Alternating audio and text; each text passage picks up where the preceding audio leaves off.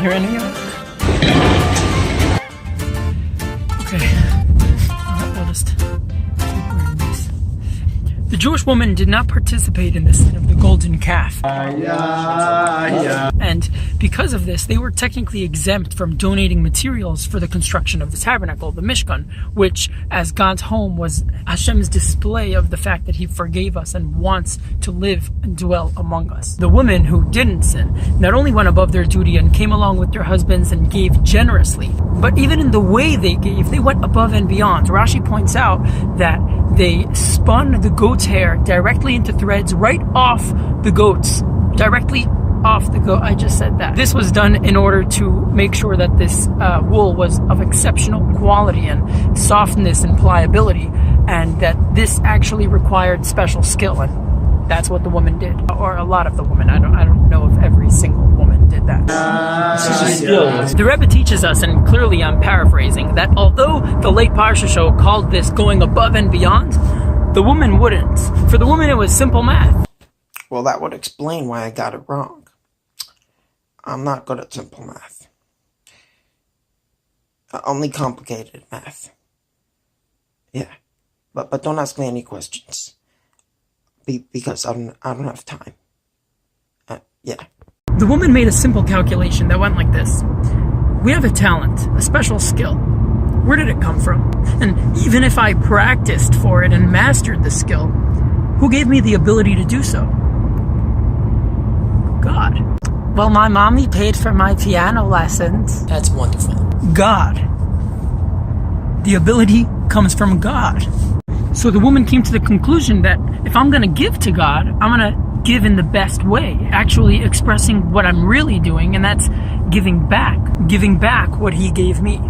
Well, not me, because I'm not a woman, but this lesson goes for us men as well. I'm assuming my driver thinks I'm crazy. You think I'm crazy? What's your name? Jen, right? Yeah. Jen, you think I'm crazy, no? A little bit. Let's zoom into another vessel of the Mishkan, of the tabernacle. Let's get biblical, baby! And this was a wash basin. Whoa, bumpy. This wash basin was made from copper mirrors that the woman donated, and it was the only vessel of the Mishkan that sparkled and shone. Shone. Yeah, shone is the word. With this wash basin, the priest washed their hands and feet before every single service that they were going to perform on the outer altar.